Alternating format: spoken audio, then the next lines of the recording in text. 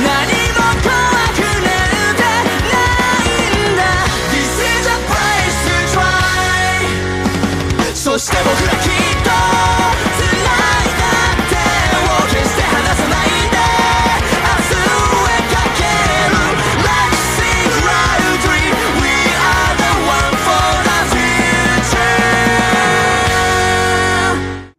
Yo, you guys, this is Blacklist of the Abyss, and this is my super late review for Naruto Shippuden episode 368. Alright, and this episode starts off with Hashirama going to meet Madara, alright, and it turns out that Madara's family actually had a similar meeting to him as Hashirama's family did with him, and they end up warning each other with the stones, excuse me, and they kind of just tell each other to run, and once their families see that, they're like, no, no, no, that's not how this is going to go. So we end up getting Butsuma and Tobirama Senju versus Tajima and Izuna Uchiha. Alright. And there's this psychological warfare going on here because they both realize that, you know, yeah, shinobi are trained to be able to not ignore their emotions, but kind of try and lessen, they're trained to try and be able to overcome their emotions, but they all know that if someone they care about is killed right in front of their eyes, that there's no way they aren't going to falter for at the very least a second or two, you know, and a second or two is all you need to lose. You know, that could be the difference in the outcome of the entire battle. So both of them realize that, okay, I need to try and kill Izuna, I need to try and kill Tobirama, and that's what they try and do. But Madara and Hashirama come in and protect their brothers, all right?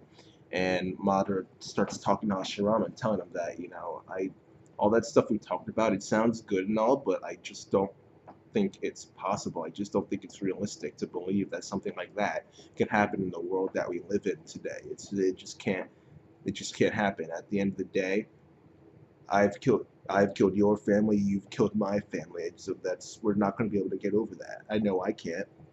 My brothers are dead because of you guys, you know. So they kind of just end up separating there and fighting for the rest of their lives, pretty much. Oh, they didn't fight there. Madara activated his Sharingan, he awoke to his Sharingan, which was weird since the last episode they showed him when Butsuma was talking to Hashirama about how Madara was an Uchiha, and how he's killed many people from their family. They showed a picture of him with the Sharingan, so you would think he would have already woke to his Sharingan already, but apparently he hadn't. But yeah, he awakens his Sharingan here, and he says that since Hashirama is stronger than him, it would be best if they retreated for now. So they do. But later, they start fighting, and at this point we fast forward through the flashback, and you just know that they've been fighting for a very long time now. Like, both of their parents are dead now, I would assume, and now there's two other leaders of their clan, Madara and Hashirama, I mean. Alright, so they're having all this, they're fighting, and eventually we get to the battle where Izuna gets killed by Tobirama. Though not right away. He ended up dying later on from his injuries. But we see Uchiha start to defect to the Senju. We see Madara get the Eternal Mangekyo Sharingan. And we see this pretty good fight between Madara and Hashirama. It was Susanoo versus the Wood Style, and at one point Hashirama used Poison Pollen as well. But you kind of just see Susanoo evolve from point to point to point to point to point, and it was actually a pretty good fight. But in the end, Madara ends up losing, and Tobirama goes to kill him, but Hashirama stops him, and he tries to talk with Madara again, try to convince him to agree to the ceasefire. Because the entire time Hashirama has been trying to tell him, let's just stop this war. We don't need to kill ourselves anymore, you know. And Madara says, finally, you know, he says, all right, fine. I'll agree to stop this war and I'll agree to an alliance, but that's only if you kill yourself or you kill Tobirama, all right. And Hashirama takes this completely differently than everyone else did.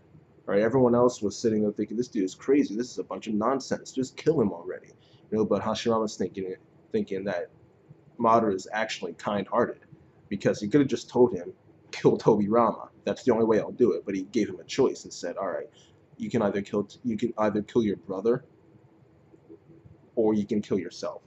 All right, which kind of goes to show you that they understand each other better than anyone else can understand them. You know, no one can understand Hashirama better than Madara. No one can understand Madara better than Hashirama, because they both have experienced the same types of loss. They both experienced losing brothers and being the older brother of the bunch, you know, and they've experienced what it means. So it's just they understand each other much better than most other people can understand them. And it was just interesting seeing that story unfold throughout. Well, I say it was interesting, but I was actually kind of bored throughout the episode because I've already seen this in the manga, so I already know how this ends and all that. So I was kind of bored throughout the entire thing. But now that I'm talking about it, it's kind of interesting. Um, but yeah, that's pretty much it. They do the alliance, the handshake, and yeah, that's that. So overall, I'll give this episode a 7 out of 10. I'm trying to eliminate the fact that I was bored throughout most of it, because in the end, that's just like a personal problem.